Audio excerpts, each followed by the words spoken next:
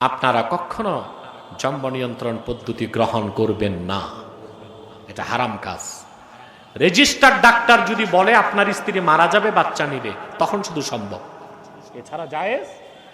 কঠিন গুনাহ, এটা কঠিন গুনাহ, কঠিন গুনাহ। যারা কম বাচ্চা নিছে, এক ছেলে এক মেয়ে, এই লোকগুলো দেখছি অধিকাংশই করোনাতে মারা গেছে। বংশ বিস্তার কমাইতে চাইছে, আল্লাহ কয়ে রাখ, আমি ভালো মতো কমাই দিই বংশ। ইহুদিরা বছরে বিলিয়ন বিলিয়ন ডলার খরচ করে মুসলমানের সংখ্যা কমাইতে। কিভাবে? প্রত্যেকটা মুসলিম রাষ্ট্রে তাবেদার সরকারদের দিয়ে জন্ম নিয়ন্ত্রণ পদ্ধতি চালু করতেছে। জন্ম নিয়ন্ত্রণ পদ্ধতি করে না আপনাদের? কথা বলে না। এতে কি উম্মতে মুহাম্মদী কমতেছে না বাড়তেছে? 200 কোটি পার হয়েছে, আলহামদুলিল্লাহ। আর ইহুদি কমতে কমতে সারা দুনিয়ায় এখন আন্ডা বাচ্চা নিয়ে আছে 98 লাখ, 1 কোটিও নাই। এক একটা ইহুদিকে উচ্চ ভাতা দেওয়া হয় শুধু বংশবৃদ্ধির জন্য, বংশবৃদ্ধির জন্য। কাজ হবে কি? আল্লাহ তো ফ্যাক্টরিতে গজব দিছে, ওদের সন্তান উৎপাদন ক্ষমতা শেষ হয়ে যাচ্ছে। ওখানে বম তো আমরা মারি নাই, গজব আসছে কার পক্ষ থেকে? আপনারা কখনো জন্ম নিয়ন্ত্রণ পদ্ধতি গ্রহণ করবেন না, এটা হারাম কাজ।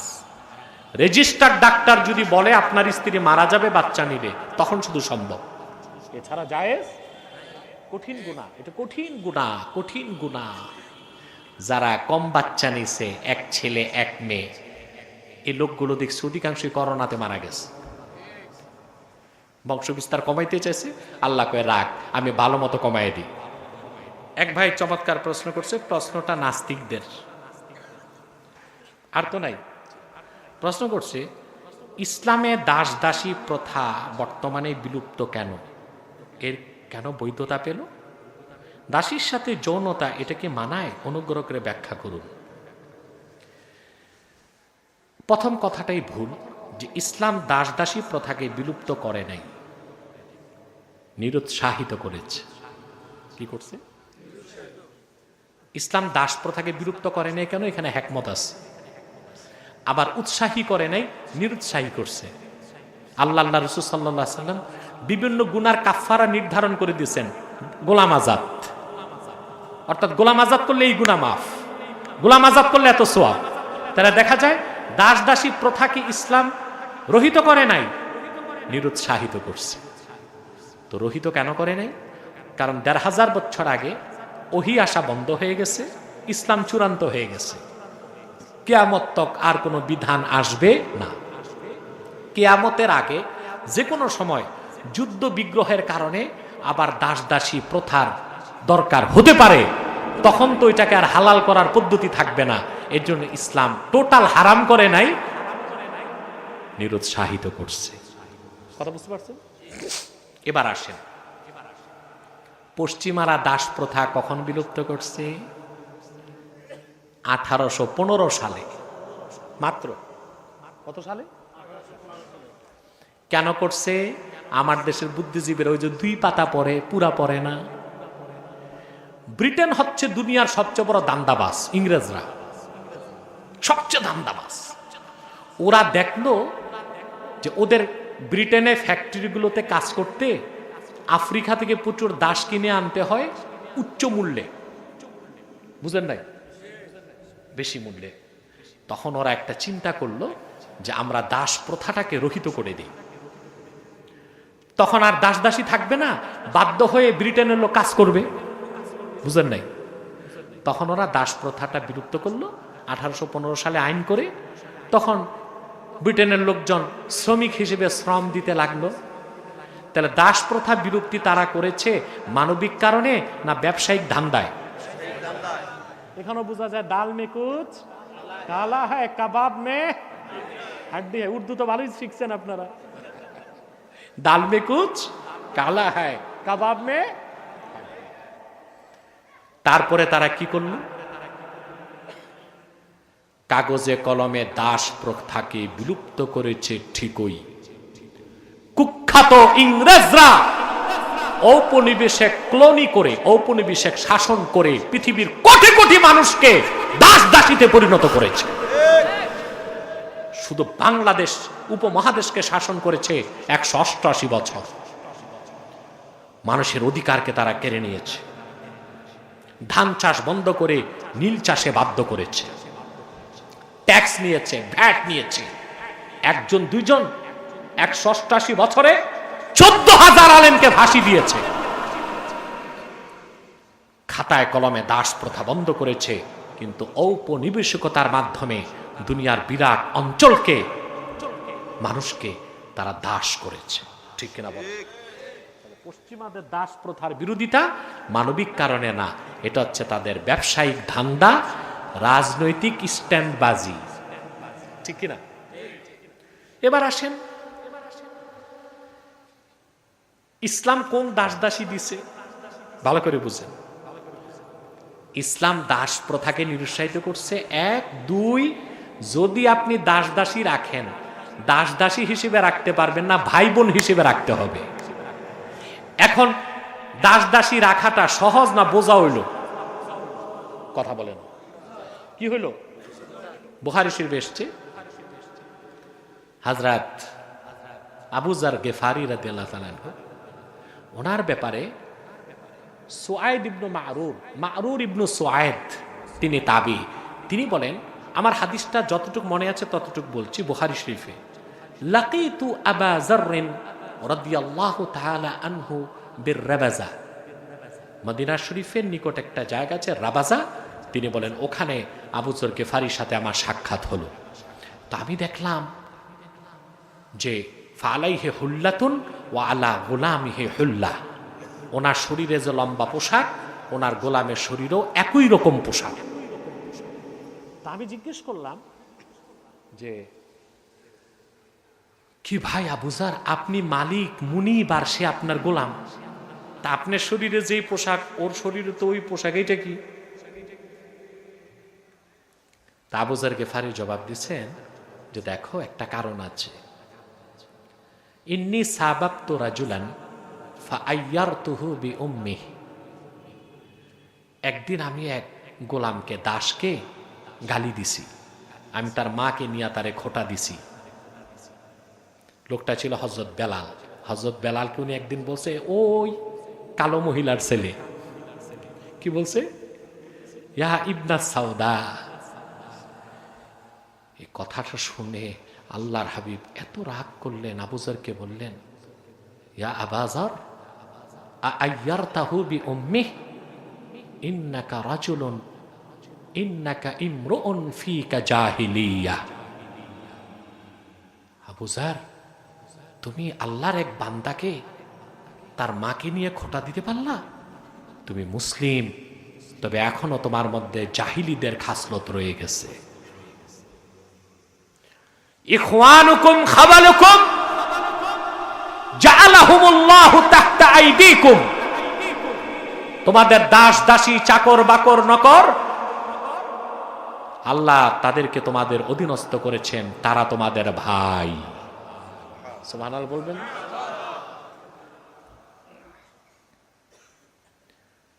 তোমাদের উপর আবশ্যক হচ্ছে তোমাদের কারো যদি দাস দাসী থাকে, সে যা খাবে তাই তাকে খাওয়াবে, সে যা পড়বে তাই তাকে পড়তে দিবে, আর তাদেরকে অতিরিক্ত কাজ দিবা না। যে অতিরিক্ত কাজ দাও তো দাস দাসী চাকর নকরের সাথে নিজেরাও কাজে লিপ্ত হয়। এই হচ্ছে ইসলামের দাস দাসীর মর্যাদা ও সম্মান। নামই না দাস দাসী। ইসলাম দাস দাসী প্রথাকে বিলুপ্ত করে নাই বৃহৎ স্বার্থে। 2, ইসলাম দাস প্রথাকে নিরুৎসাহিত করেছে। 3, যদি দাস দাসী রাখতেই হয় ভাই বোনের মর্যাদা দিতে হবে। কথা বুঝতে পারছেন? প্রশ্ন হলো, ইসলাম দাস প্রথাকে কেন বিলুপ্ত করে নাই? প্রশ্ন আসেন, দাস দাসী কোনটা? আপনি এক জায়গায় গেলেন, মহিলা একটা পছন্দ হলো, বাইন না দাসী বানাইবেন, এইটাই না। যুদ্ধে যুদ্ধে যে পুরুষ নারী বন্দী হবে তারাই মূলত দাস দাসী হয়। বুঝলেন? ইসলামের কঠিন নির্দেশ, যত পারো আজাদ করো, কি করো, মুক্ত করে দাও। দাস প্রথাটা একেবারে বন্ধ করে নেই কেন ইসলাম? কারণ ইসলাম পূর্ণাঙ্গ জীবন বিধান। ভালো করে বুঝেন। এখন পৃথিবীতে যুদ্ধ হলো, দেখা গেল কোন অঞ্চলে পুরুষগুলো নাই, মহিলাগুলো আছে, এখন মহিলাগুলোর দায়িত্ব কে নিবে? কথা বলেন। ওরা তো যুদ্ধবন্দী। ওরা কি আমেরিকা, ইউরোপ, ব্রিটেনে যুদ্ধবন্দীদের কি করে বলতে পারে? হত্যা করে, কিংবা যুদ্ধবন্দীদেরকে চিরকাল কারাগারে রাখে। যেমন আমেরিকা 23 বছর আগে, 23 বছর না, প্রায় 29 বছর আগে ইরাকে যুদ্ধ করেছে, সকল যুদ্ধবন্দীকে আবু গারিব কারাগারে হত্যা করতেছে তিলে তিলে। মডার্ন আইন, মানবতাবাদীদের আইন হচ্ছে যুদ্ধাপরাধী যারা যুদ্ধবন্দী তারা কখনো মুক্ত আকাশের নিচে বেরোইতে পারবে না, হয় মৃত্যু নয় যাবজ্জীবন। ইসলাম এখানে কত সুন্দর বিধান দিছে যে না, যুদ্ধবন্দী মানুষগুলো তো মানুষ, তাকে হত্যা করবা কেন, কিংবা তাকে চিরকাল কারাগারে রাখবা কেন? বরং দাস দাসী হিসেবে রাখো, ভাই বোনের অধিকার দাও, যেন চিরকাল তারাও মুক্ত আকাশের নিচে উন্মুক্তভাবে বসবাস করতে পারে। তাহলে পশ্চিমাদের আদর্শ সেরা না ইসলামেরটা সর্বসেরা? তাহলে দাস প্রথাকে বিলুপ্ত না করে ইসলামকে অমানবিকতা করেছে না চরম মানবিকতার পরিচয় দিয়েছে? এখন হচ্ছে দাসীর সাথে যৌনতা, বলছে এটা কি মানায়? মিয়া সাহেব, তুমি তো দাসী বুঝো নাই, দাসী আর চাকরানি এক জিনিস না, পার্থক্য আছে, ঠিক কিনা? সব দাসীর সাথেও তো ফিজিক্যাল রিলেশন হয় না। দাসী যেটা আপনার কাছে আসবে, তাকে আপনাকে লিখিত চুক্তিনামার মাধ্যমে যদি আপনি তাকে গ্রহণ করেন, তার সাথে আপনি ফিজিক্যাল রিলেশন করতে পারবেন। ওটাই স্ত্রীর মতো। যেমন আপনারা যে বিয়ে করেন, বিয়ে করতে কি করেন? চুক্তি করেন না? তো বিয়ে যেমন একটা চুক্তি, দাসীর সাথে ওইটা একটা চুক্তি, নাম শুধু ভিন্ন, নাম শুধু। আপনারা বিয়ে করতে কি করেন? আদালতে যান। এই যে মিয়া সাহেব খাতায় কলমে কাবিন করেন, এইটা করেন সেইটা করেন, কি যেন একটা থাকে ওই যে বিয়ে, কিসের কাজী মিয়া সাহেব? এক বগলে ছাতা, এক বগলে খাতা, কি কই? আরে ঘটক না, ম্যারিজ রেজিস্টার, এটারে কয় কাজী। এটা কাজী এত সহজ নাকি? ইসলামী রাষ্ট্রের বিচারকের নাম কাজী। আর এই যে বিয়েতে দৌড়ায়, এক বগলে ছাতা আর এক বগলে খাতা, এ কাজী না, এগুলো কি ম্যারেজ রেজিস্টার। বুঝলেন? এখানে কোনো ম্যারেজ রেজিস্টার থাকলে রাগ করবেন না, এটা আমার দায়িত্ব বলে দেওয়া। আছে, অনেক আছে। এখন কামেল পাস ছাড়া কোনো ম্যারেজ রেজিস্টারের চাকরি নাই। চাকরি নিতে টাকা লাগে, 10-12 লাখ টাকা লাগে, আমি জানি। হ্যাঁ, প্রচুর টাকা লাগে। তবে একবার ম্যারেজ রেজিস্টার হইতে পারলে আর পিছনে তাকাইতে হয় না, প্রচুর কমিশন। হ্যাঁ, সে যাই হোক, আবার ওনারা খেপে গেলে ধর্মঘট করলে এলাকায় বিয়ে শাদী বন্ধ। তো বলেন, এই যা করেন খাতায় কলমে, এটা সেটা, এগুলো তো ফর্মালিটি। বিয়ে কি? মেয়েকে পছন্দ করছেন, মেয়ের গার্জেন আসছে, আপনার গার্জেন আছে, মোহর নির্ধারণ করছেন, দুজন সাক্ষীর সামনে আপনি বললেন আমি তোমার বিয়ে করলাম, মেয়েকে আমি হইলাম, বিয়ে হয়ে গেছে, আলহামদুলিল্লাহ। না বললো হইলাম কইলো হবে, এটা বিয়ে। এটারে আপনারা মিয়া সাহেব 72টা নীতি আইনা কঠিন করছেন। বিয়ের মতো পবিত্র কাজে জটিল বানাইছেন, আর জেনার মতো গুনার কাজে সহজ বানাইছেন। বিয়ের ক্ষেত্রে শর্ত দিছে, 21 বছর ছেলের বয়স, 18 বছর মেয়ের বয়স। এ না হইলে এই বিয়ের মতো পবিত্র কাজ ওদের কাছে এত বড় নাজায়েজ কাজ যে পুলিশ খবর পাইলে বিনা নোটিশে আইসা বর কনে অ্যারেস্ট, ম্যারেজ রেজিস্টার অ্যারেস্ট, মেহমানরাও অ্যারেস্ট, দোনো বিয়াই অ্যারেস্ট, বাবুর্চি এও অ্যারেস্ট। তুই পাক করতে আইলি কেন? একটা ভালো কাজরে আপনারা কত জটিল বানাইছেন। আর আপনারা সেকুলার রাষ্ট্রের মানুষ, আপনাদের লিবার্টি আছে, ব্যক্তি স্বাধীনতা আছে। ছেলে মেয়ে বয়স যাই থাক, একটু পার্কে, নদীর পাড়ে, রেস্তোরাঁয়, জঙ্গলে একটু যদি ভাব নেয়া দেয়া হয়, ফ্রি মিক্সিং, লিভ টুগেদার, তাতে সমস্যা কি? বাচ্চা মানুষ একটু তো করতেই পারে। জেনাটারে সহজ করছেন, বিয়ে তো সহজ। ঠিক সেভাবে যে দাসীর সাথে আপনি ফিজিক্যাল রিলেশন করবেন, ওটাও কিছু চুক্তি আছে, ওটা বিয়ের মতোই। তবে দাসী আর চাকরানি এক নয়। দাসী মানে সে আপনার স্ত্রীর মর্যাদা পাবে। কি পাবে? হাদিসে বলা হয়েছে, হ্যাঁ, ইখওয়ানুকুম খাওয়ালুকুম। এখানে মুবতাদা মুআক্খার, খাবার মুকাদ্দাম। হ্যাঁ, সুবহানাল্লাহ। এটা রাসূলুল্লাহর হাদিসগুলো মুজিজা, সর্বোচ্চ বালাগাত। ইখওয়ানুকুম খাওয়ালুকুম, অর্থাৎ তোমাদের অধীনস্থরা, দাস দাসী, চাকর বাকর, তারা তোমাদের ভাই। সুবহানাল্লাহ। সম্মানিত সুধী, আপনারা বিগত 4 দিন বরেণ্য আলেমদের জবান থেকে তাদের বক্তব্য শুনেছেন। আমি দুঃখিত যে আমি একটু দেরিতে এসেছি। হয়তোবা আপনারা জানেন আমার আজকে দিনে প্রোগ্রাম ছিল সুনামগঞ্জ, অনেক দূরে, ছাতক। তা আমি কমিটিকে বলেছিলাম যে আমি বাড়িতে না যেয়ে হেলিকপ্টারে এখানে নেমে যাব, যদি আমাকে আগে মাইক দেয়। তারা বলেছে 10টার আগে না। তো আমি সারাক্ষণ বসে কি করব, বুঝেন নাই? আমি চলে গেছি আব্বাসী মঞ্জিল, আবার এসেছি রাতে গাড়িতে, যে কারণে আমার জ্যামে দেরি হয়েছে। আমার প্রবল ইচ্ছা ছিল আমি আগে আসব, কিন্তু আপনাদের যোগাযোগ ব্যবস্থা এতটাই স্মার্ট এবং উন্নত, যেখানে সকাল 6টা সন্ধ্যা 6টা হয়। ঠিক কিনা? সম্মানিত সুধী, সে যাই হোক, কথা তো শুনলেন 4 দিন, ঠিক কিনা? ঠিকটাও ঠিক মতো বললেন না, কিন্তু মনে যে কতটুক রাখছেন সেটাই তো কথা। আপনার শুধু শোনেন, আমল করেন না, ঠিক কিনা? আমল যে করেন না তার সবচেয়ে বড় প্রমাণ, মুহাক্কিক আলেম আসবে, সুর নাই, কণ্ঠ নাই, মাঠঘাট খালি।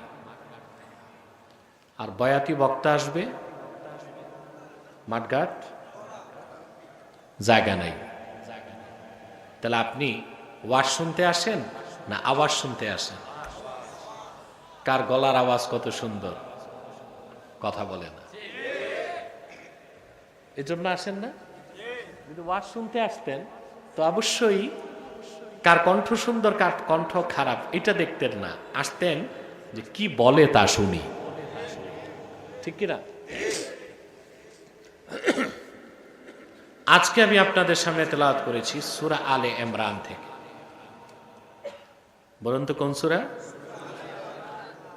18 নম্বর আয়াত এবং 19 নম্বর আয়াতের অংশ বিশেষ।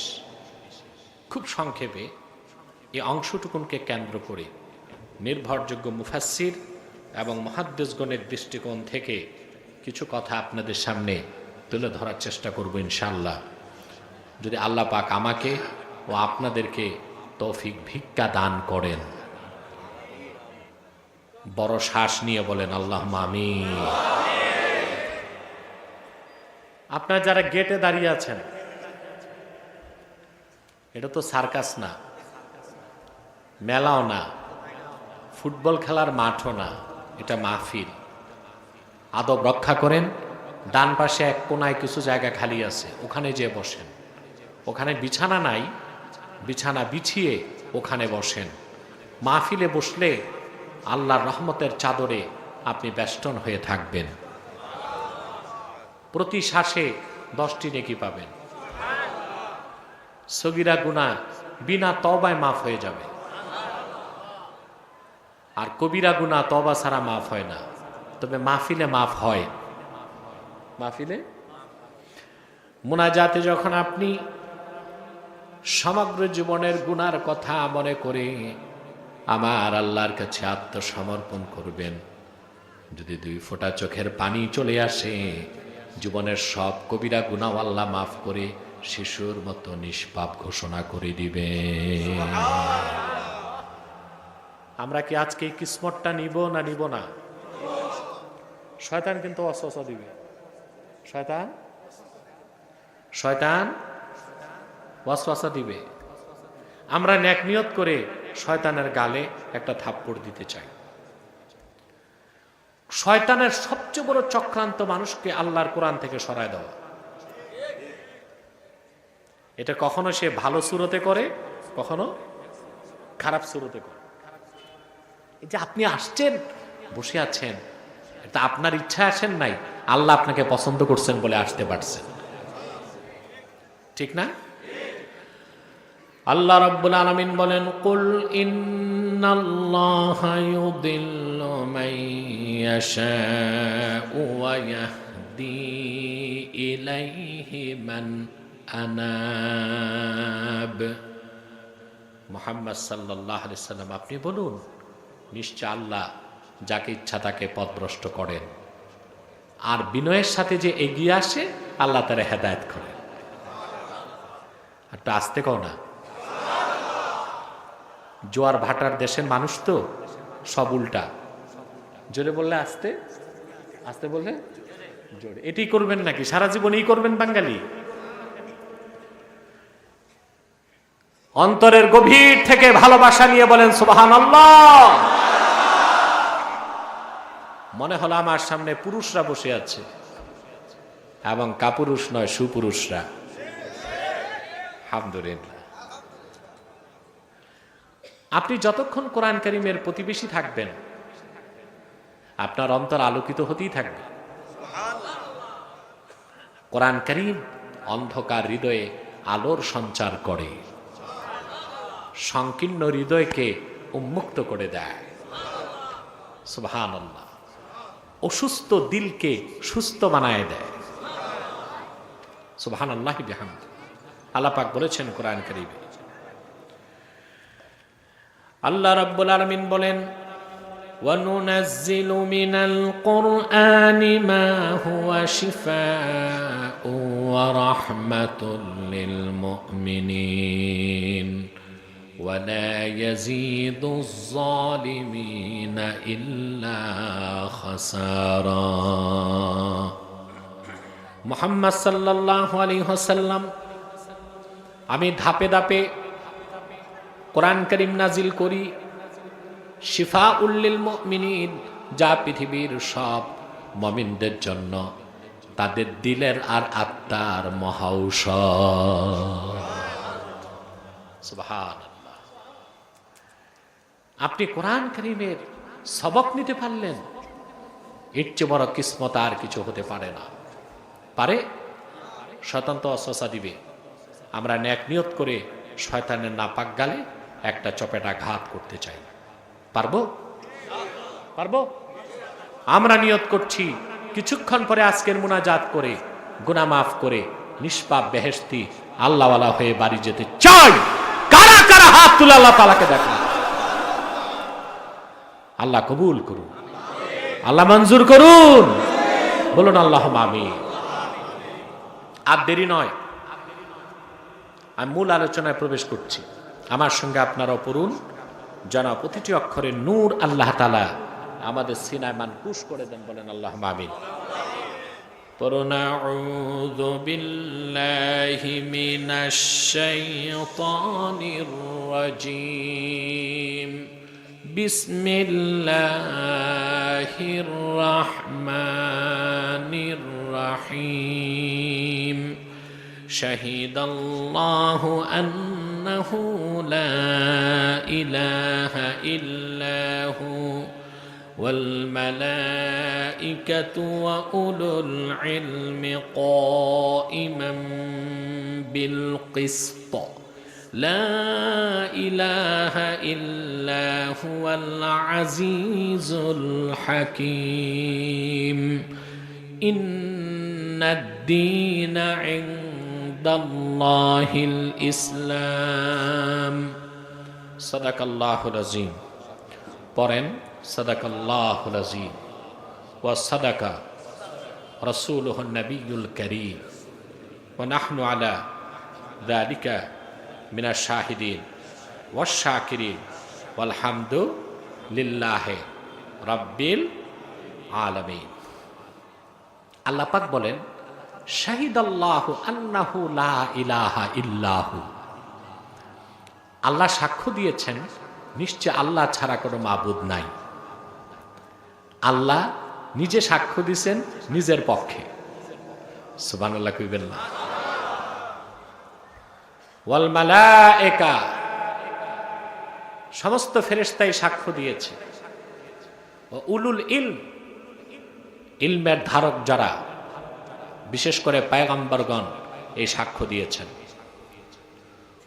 ইমাম বিল কিসত, আল্লাহ তার সমস্ত কাজ অত্যন্ত ন্যায়পরায়ণতার সাথে আঞ্জাম দিয়ে থাকেন।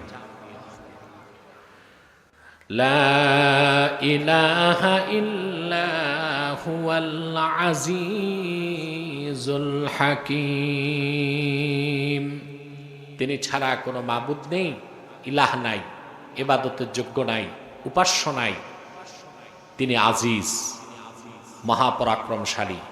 এই অর্থটা আংশিক, পূর্ণাঙ্গ অর্থ হচ্ছে আজিজ অর্থ আল্লাযী লা ইউজাদু লাহু মিসলুন, আকাশ ও জমিনে যার কোনো মেসাল নাই, দৃষ্টান্ত নাই, উদাহরণ নাই, তিনি আমার আল্লাহ, তিনি আজিজ। আল হাকিম আযুল হিকমা, তিনি প্রজ্ঞার মালিক। সুবহানাল্লাহ। তিনি আইনদাতা, তিনি বিধানদাতা, তিনি ফয়সালাকারী। সুবহানাল্লাহ। ইন্নাদ-দীনা ইনদাল্লাহিল ইসলাম।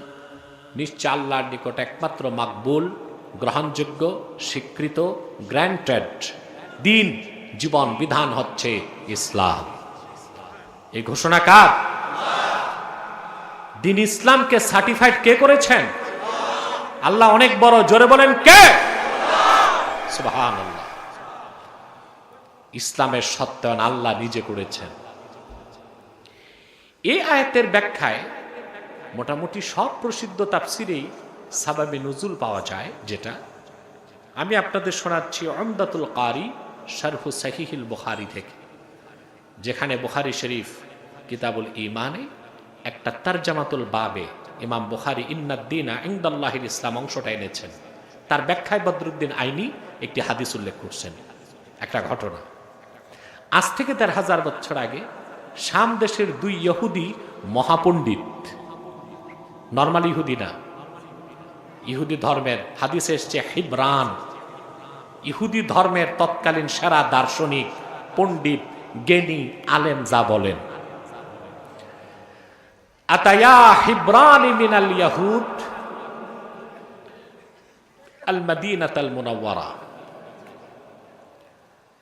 ফালাম্মা আবসারা আতায়া হিব্রান মিনাল ইয়াহুদ ইলাল মাদিনাতিল মুনাওয়ারা ফালাম্মা আবসারা আল মাদিনাতাল মুনাওয়ারা قال احدهما لصاحبه هذه مدينة نبي آخر الزمان মুহাম্মদ সাল্লাল্লাহু আলাইহি ওয়াসাল্লাম। ইহুদি দুই পণ্ডিত যখন মদিনা মুনাওয়ারাতে পৌঁছলো, ওরা মদিনা শরীফের দৃশ্য দেখেই বলতে লাগলো, আমরা তাওরাত কিতাবে আল্লাহর আখির নবী মুহাম্মদ সাল্লাল্লাহু আলাইহি ওয়াসাল্লামের যে নূরের শহর মদিনা মুনাওয়ারার কথা পেয়েছি, আমরা ইতিমধ্যেই সেই মদিনা মুনাওয়ারাতে আছি। সুবহানাল্লাহ বলবেন। ওরা মদিনা মুনাওয়ারার লোকজনকে জিজ্ঞেস করতে লাগলো, ভাই, আল্লাহ রাসূল সাল্লাল্লাহু আলাইহি ওয়াসাল্লাম কি হিজরত করে মক্কা মুকাররমা থেকে এসেছেন মদিনা মুনাওয়ারায়? লোকজন বলল, হ্যাঁ, রাসূলুল্লাহ চলে এসেছেন, মদিনা শরীফ আছে। দোনোজন ইহুদি আল্লাহর হাবিবের কদমের সামনে যে উপস্থিত। সুবহানাল্লাহ কইবেন।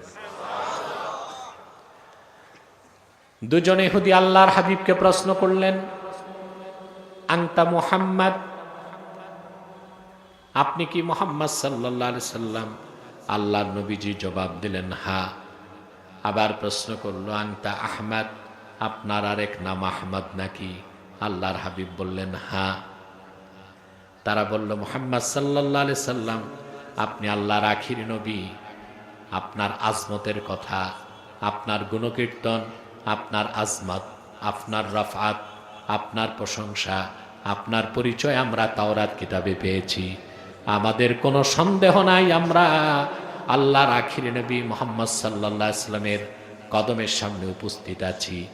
একটা প্রশ্নের জবাব যদি আপনি দেন, এক্ষুনি আমরা আপনার হাতে ঈমান এনে মুসলমান হয়ে যাব। রাসূল করিম সাল্লাল্লাহু আলাইহি ওয়াসাল্লাম দুজনকেই বললেন সালানি, প্রশ্ন করো। কথা বুঝতেছে? ঘুমাচ্ছেন না? কে ঘুমান? একটু হাত উঠান না। কয়েকজন পাওয়া গেছে।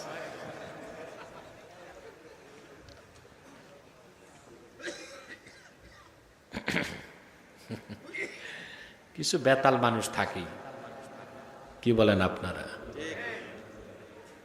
বেতালদের তালগুলো আমরা ঠিক করবো ইনশাআল্লাহ।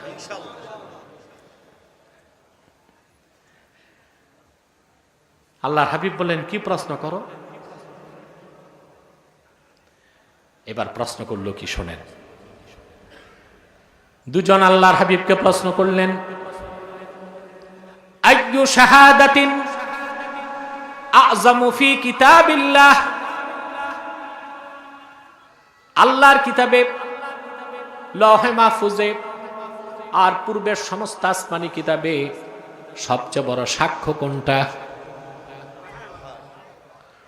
প্রশ্ন করতে দেরি, তাৎক্ষণিক জবাব চলে আসলো। আল্লাহ পাক ঘোষণা করলেন, সূরা আলে ইমরানে আয়াত নাজিল করে দিলেন, শাহিদাল্লাহু আন্নাহু লা ইলাহা ইল্লাহু ওয়াল মালাইকাতু ওয়া উলুল ইলমি কাইমান বিল কিসত লা ইলাহা ইল্লাহু ওয়াল আজিজুল হাকিম ইন্নাদ-দীনা ইনদাল্লাহিল ইসলাম ইলা আখিরিল আয়া।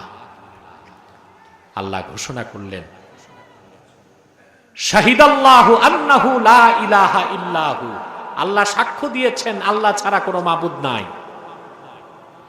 সমস্ত ফেরেশতা এই কথা সাক্ষ্য দিয়েছে, সমস্ত নবীগণ এই কথা সাক্ষ্য দিয়েছেন।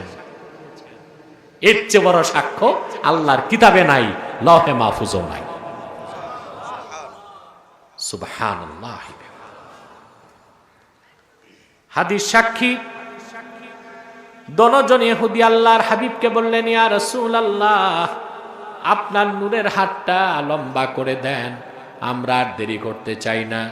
রাসূলুল্লাহর হাতে হাত রেখে দনজন ইহুদি পড়ে নিল, লা ইলাহা ইল্লাল্লাহু মুহাম্মাদুর রাসূলুল্লাহ সাল্লাল্লাহু আলাইহি ওয়াসাল্লাম। প্রিয় ভাই বন্ধুগণ, একটা অবাক করা কথা বলে যাই।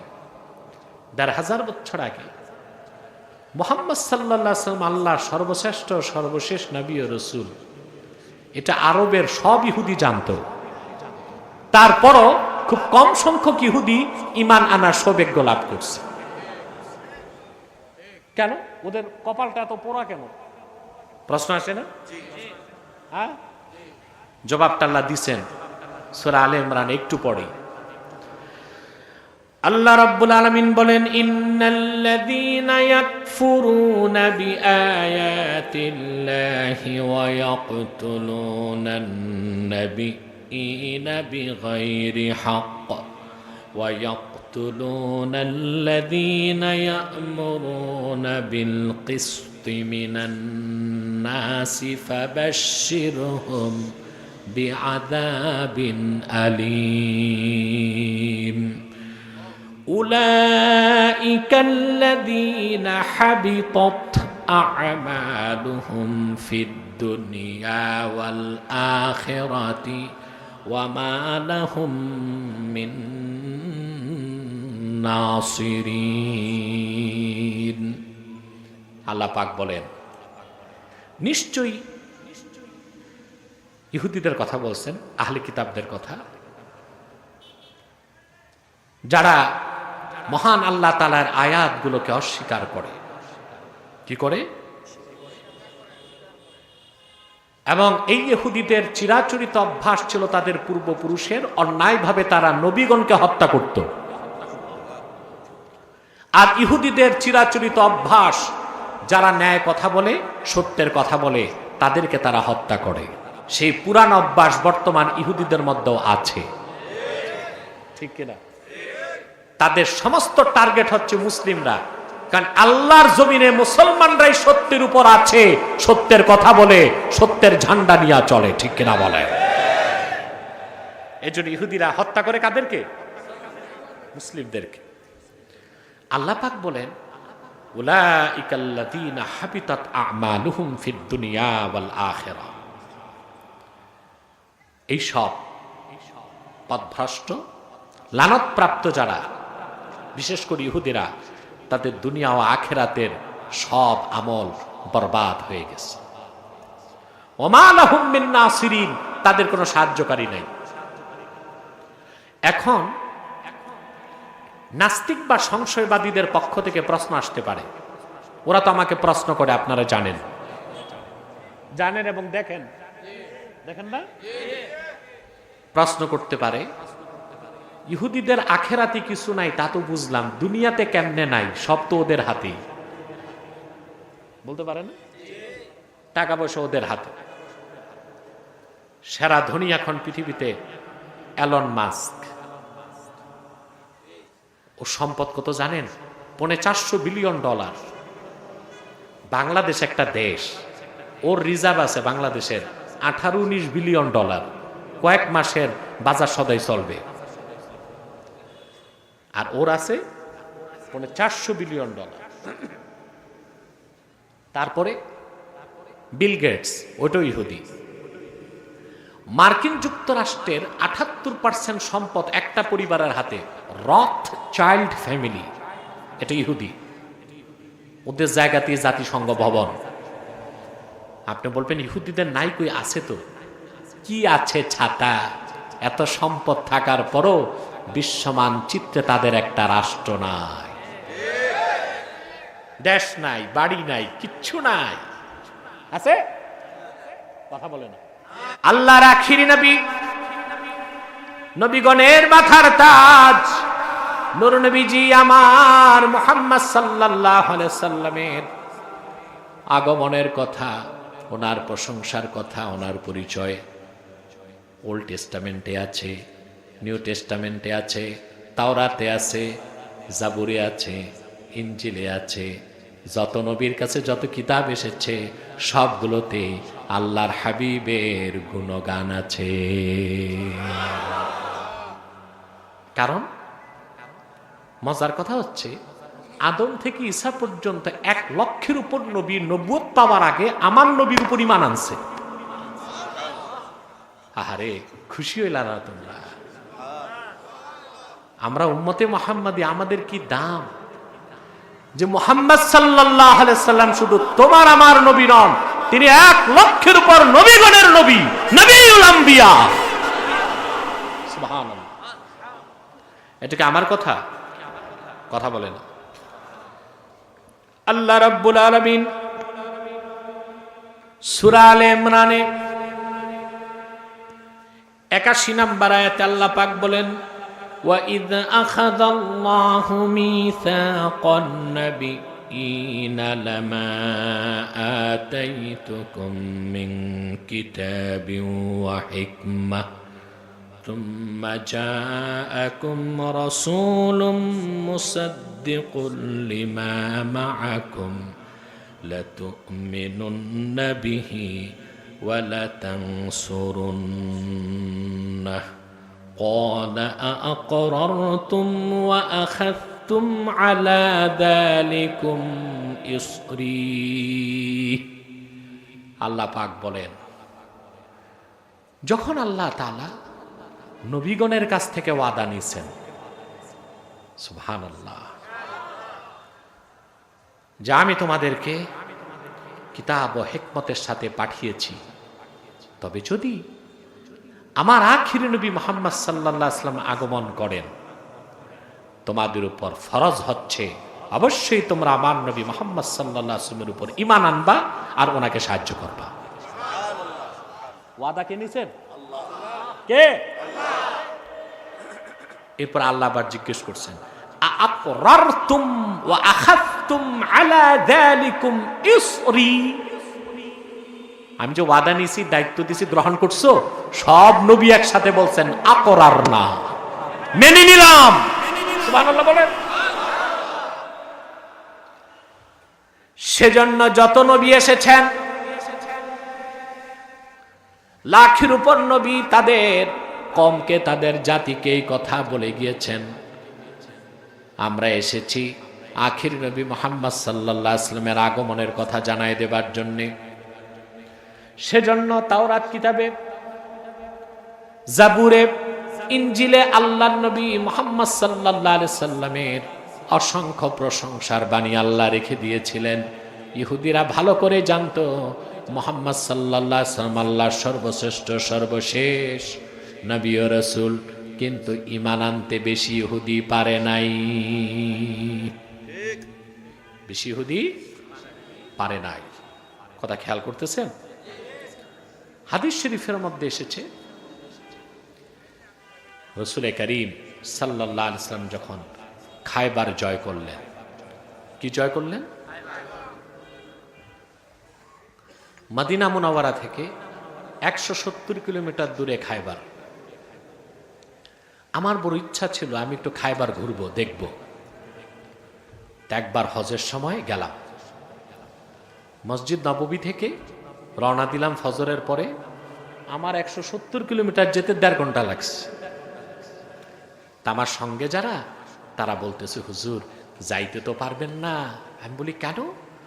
বলে হজের সময় সেনাবাহিনীর চেকপোস্ট থাকে, উপমহাদেশের হাজিদের ঢুকতে দেয় না। আমি বললাম কেন?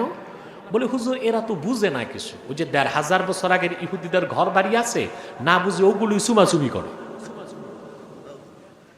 এর জন্য ঢুকতে। আমি বললাম সমস্যা নাই, সামনে বসেন না, বলো না সবাই দেখবে, বসেন সামনে, বসেন এখানে, বসেন সুন্দর হবে এখানে। আল্লাহ রসিম রহমত, আমি রওনা দিলাম, কোনো সেনা ক্যাম্প নাই, পোস্ট নাই, আমি আরামে গেলাম। এখনো 1500 বছর আগের ইহুদিদের পাথরের তৈরি দুর্গ আছে। ঘুরতে ঘুরতে এক জায়গায় গেলাম, যেদিকে মরুভূমির মাঝখানে ফোয়ারা, পানি উঠতেছে। লোকজনকে জিজ্ঞেস করলাম, তারা বলল যে এরকম কথা আছে, যুদ্ধের প্রচন্ড মুহূর্তে হযরত আলী রাগান্বিত হয়ে মরুভূমিতে তরবারিটা মেরেছিলেন, তুলার পর পানি বের হচ্ছে, আজও বের হচ্ছে।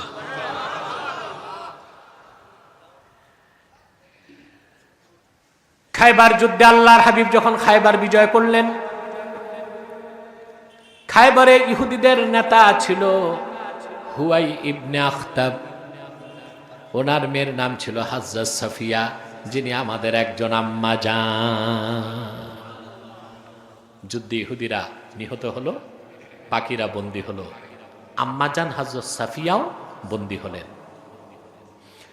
তিনি আল্লাহর হাবিবের কাছে দরখাস্ত করলেন, খবর পাঠালেন, ইয়া রাসূলুল্লাহ, ইয়া হাবিবাল্লাহ, আমি খায়বারের ইহুদিদের সবচেয়ে বড় নেতা, সবচেয়ে বড় আলেম হুয়াই বিন আখতাবের মেয়ে, আল্লাহর পয়গম্বর হযরত হারুনের বংশধর। আমি কারো কাছে যেতে চাই না, আপনার কদমে জায়গা চাই। আল্লাহর হাবিব তারে আজাদ করলেন, তিনি ঈমান আনলেন, মুসলমান হলেন।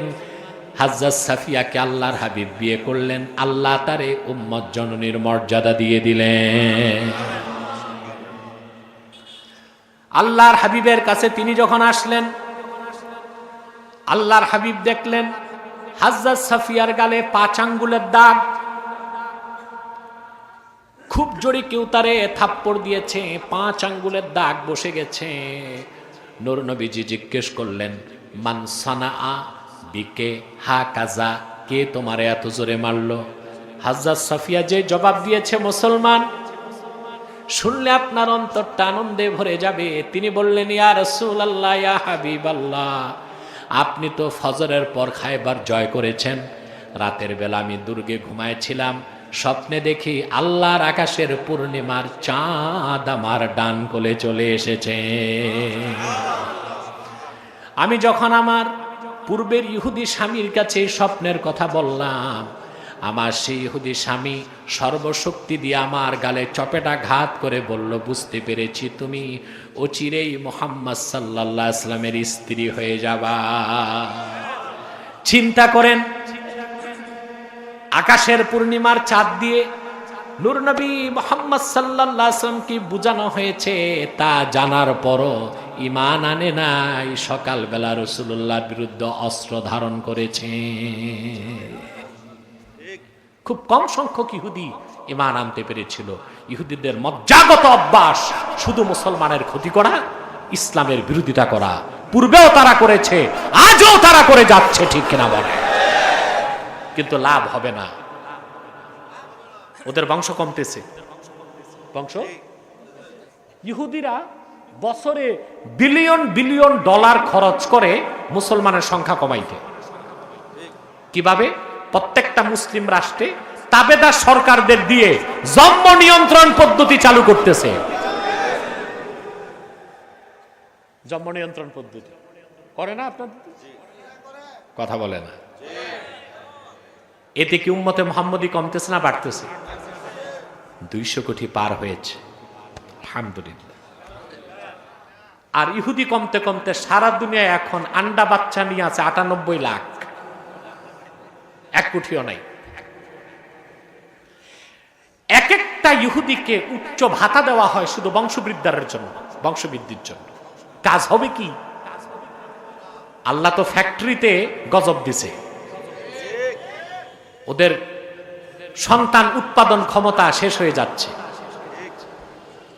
ওখানে বম তো আমরা মারি নাই, গজব আসছে কার পক্ষ থেকে? আপনারা কখনো জন্ম নিয়ন্ত্রণ পদ্ধতি গ্রহণ করবেন না, এটা হারাম কাজ। রেজিস্টার্ড ডাক্তার যদি বলে আপনার স্ত্রী মারা যাবে বাচ্চা নিলে, তখন শুধু সম্ভব, এছাড়া জায়েজ। কঠিন গুনাহ, এটা কঠিন গুনাহ, কঠিন গুনাহ।